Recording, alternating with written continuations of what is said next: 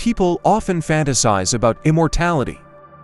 What if a person could live for a few hundred years? Or thousands? What would an immortal look like? What would they do? How would they relate to family and religion? In 2007, director Richard Shankman attempted to explore these questions in the science fiction film The Man from Earth. And this fiction makes us contemplate the real. That's the case with John. There's a grave disorder. Is he serious fierce? The film begins with scenes of a 35-year-old man loading his belongings into the open bed of a pickup truck. Two cars approach his house. People step out of them. Dan Sandy, Harry and Edith. They are colleagues and friends of the main character, Professor John Oldman. They are puzzled. Why is he planning to leave? And without saying goodbye, then jokes that he must be in a hurry to take over a chair at Stanford. And Harry shows a basket of food, regretting that they don't have enough time. Otherwise, they would have arranged something grand. Edith notices a painting near the car. She is in awe. It looks very much like a Van Gogh, but she's never seen it before. Yun says it's a gift from a friend. Edith is surprised. It looks like an authentic one. John invites his friends into the house. They ask him to tell the truth. Why is he leaving his home and 10 years of teaching? John responds that he can stay in one place for long. But his friends don't believe it. It can be that he moves so frequently. He's only 35, and he hasn't aged a bit in the last 10 years. Any woman on the faculty would give anything to know the secret. At that moment, Professor of Archaeology, Art Jenkins, arrives with his student Linda. He gives John a book about prehistoric caves as a memento, and also wonders where John is heading again. John says that he just enjoys moving around, and brings out an expensive bottle of whiskey. People become more cheerful and forget about the uncomfortable questions. They form a circle and wish him a long life and good luck. On the shelf, Dan finds a strange bone artifact. It's a flint knife, a silicon tool for carving wood and bone. The Cro-Magnons used it in the Paleolithic era. While the group examines the artifact, John suddenly asks, what do they think an Upper Paleolithic human would look like if they could have lived to the present time? Then replies that, as Art's book says, he could be just like any of them. And if he had lived for centuries, he would have changed with each passing century. Meaning that the Upper Paleolithic people had the same intelligence as modern humans, they just knew less. Linda is curious. According to the biologist, what would sustain his life? Biologist Terry says that it would require complete cell regeneration. It is believed that the human body is designed for a lifespan of around 190 years. Edith lament, as many would love to know the secret of eternal life. Harry responds that what is magic for one time is science for another after all. Columbus and Copernicus were once considered mad. And then John reveals that he could have traveled with Columbus, but he isn't the adventurous type. Moreover, he was already convinced that Earth was round. However, back then, he still believed that there was an edge somewhere, that one could fall off. The friends give uncertain smiles, thinking it's a joke, right? But John denies it. Every 10 years or so, people start to notice that he doesn't age, and he has to leave. The friends are puzzled. Is he saying he's a Cro-Magnon? John explains that, at least for the last 4,000 years, since the time of Mesopotamia, he's been sure of it. In his first life, he lived to about 35 years old, and became the leader of his tribe, because they believed he was a sorcerer. He didn't even have to fight for it. But then fear rose, and they banished him. People believed he was stealing their life force. To remain young, he was pursued, because he wouldn't die. That's how the habit of joining new tribes he encountered along the way merged. At first, John thought something was wrong with him. Maybe he was evil, and that's why he couldn't die. Then he thought he might be cursed, or on the contrary, blessed later. He believed there was some purpose to his existence. And now he thinks he simply came into being. His friends are intrigued. John's story is full of interest. Edith is curious again about the fate of the Van Gogh painting, and John tells them that Van Gogh gave him the thing. When John was born a pig farmer, Van Gogh used to visit him, paint and talk about how nature finds its reflection in art. Art asks, "Did you always leave?" John shrugs. Sometimes he created a new identity for the next 10 years. Sometimes he even posed as his own son. But a few times he got caught. He even spent a year in a Belgian prison in 1862 for forging state documents. His friends start to get annoyed. John seems to have an answer to everything except one. Why does he do it? And he answers, he just wanted them to say goodbye to him. Specifically after this, those around him conclude that John has serious issues. He remembers about moving. He still needs to take the boxes. While the man is carrying his belongings, Harry tries to find hidden microphones or cameras. People just can't believe that what is happening is real. At the car, Sandy confesses your love to John. He says that she's not indifferent to him either. But now she understands what she's getting into. Right is one day he'll be forced to leave. He cannot give her eternity. But she objects. What is eternity? And who has it? Her parents divorced even before she was born. Besides there's death, illness, insurmountable circumstances. Nobody knows how much time to have, whether it's a lot or little. She loves him and will accept everything he can give her. John and Sandy return to the house. Their friends say that they still have more questions. For example, does he remember any of his native languages? The man replies that he remembers a little. Besides, they haven't changed much. And did he engage in cave painting? Yes, he knew a man named Daru, who was excellent at his work. He painted animals that hunters helped to kill and eat. Once, after an unsuccessful hunt, the leader knocked out all his teeth for failing with his magic. After that, someone had to chew his food for him. Eventually, he developed jawbone inflammation, and they abandoned him. Then John headed east. It was at the beginning of the Bronze Age. He walked along trade routes and learned the languages of the places he visited. Everywhere there were myths about the creation of the world and new gods. He was a Sumerian for 2,000 years, then of Babylonian during Hammurabi's reign.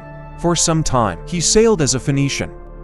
It seems he spent his whole life on the road and learned a few new tricks. He even staged his own death a couple of times. He made it to India and met Buddha, the most remarkable person he had ever encountered.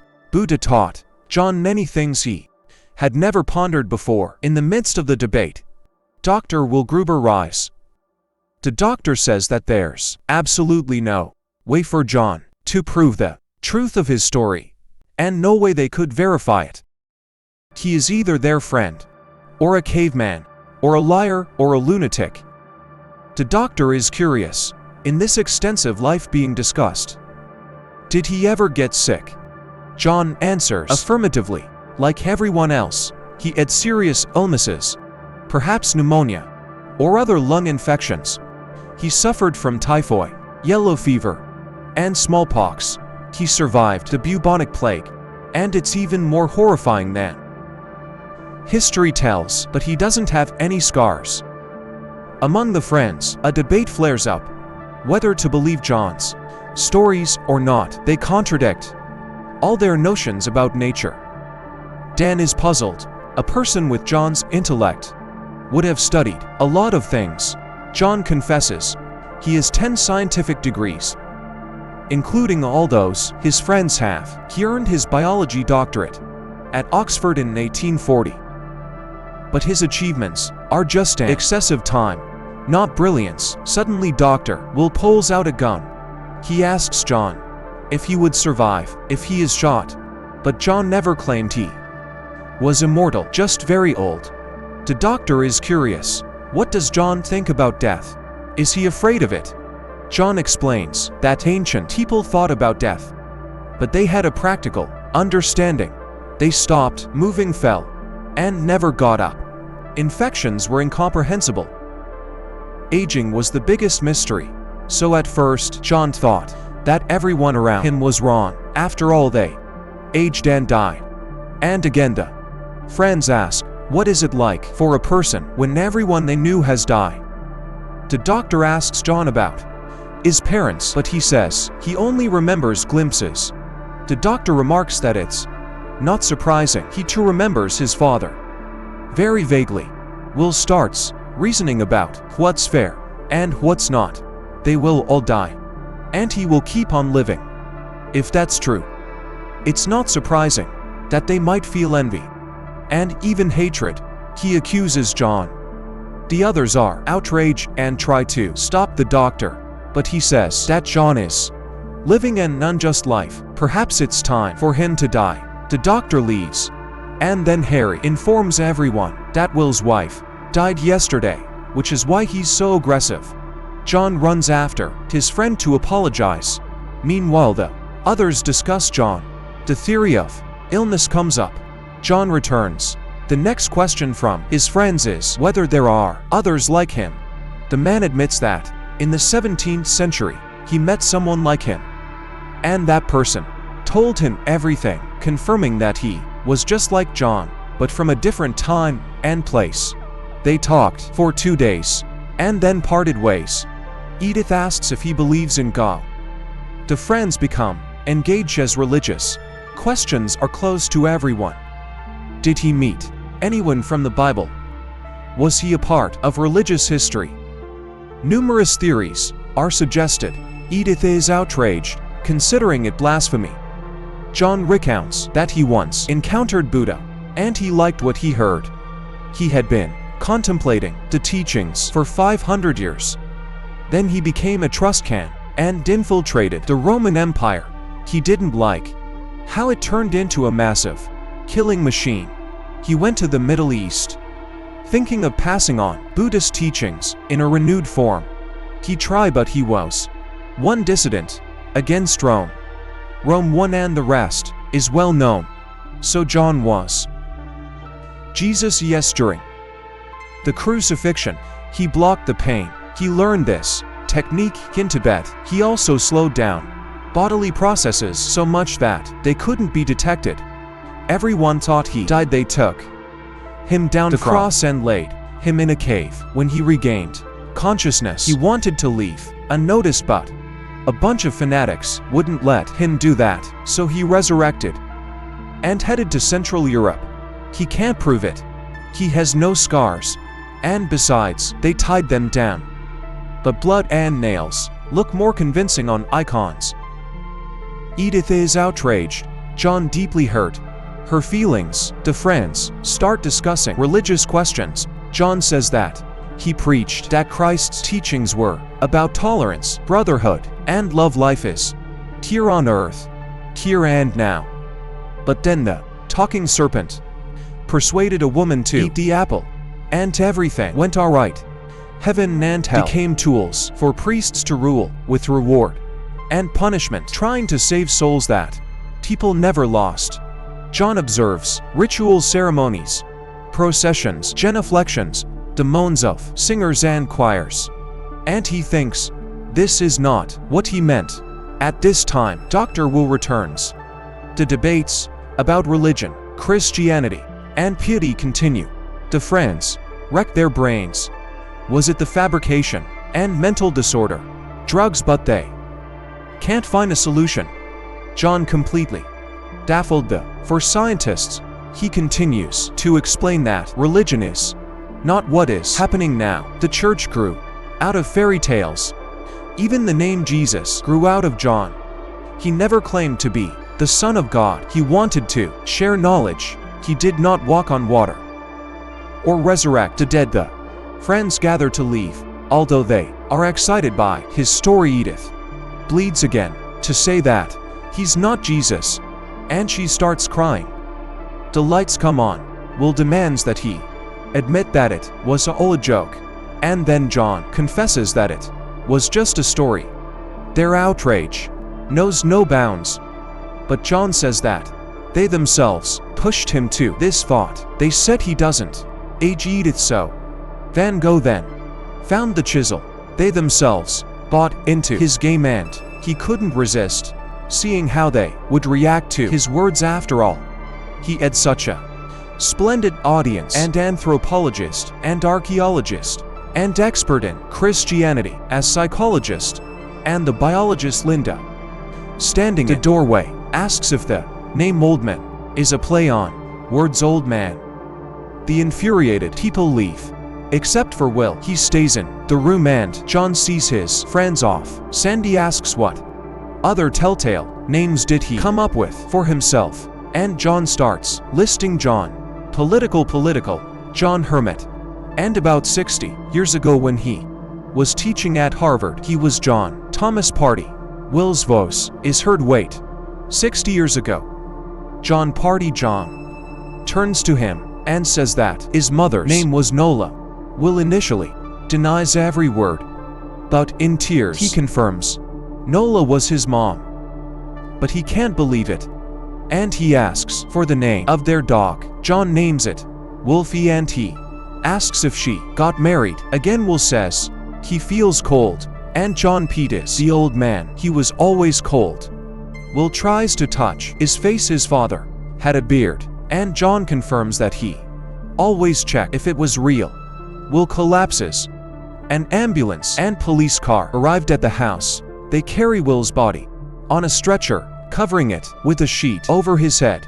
Everyone leaves. Sandy asks if he is seen his adult child die before. John shakes his head. He gets into the car and drives away from the house. Sandy looks at him. The car stops at the bend. Smiling, she walks towards it. The Man from Earth is a very ambiguous movie, however. It makes you wonder. It raises very complex questions about morality, ethics, and religion. It is fascinating to follow the flight of human thought and to think, what if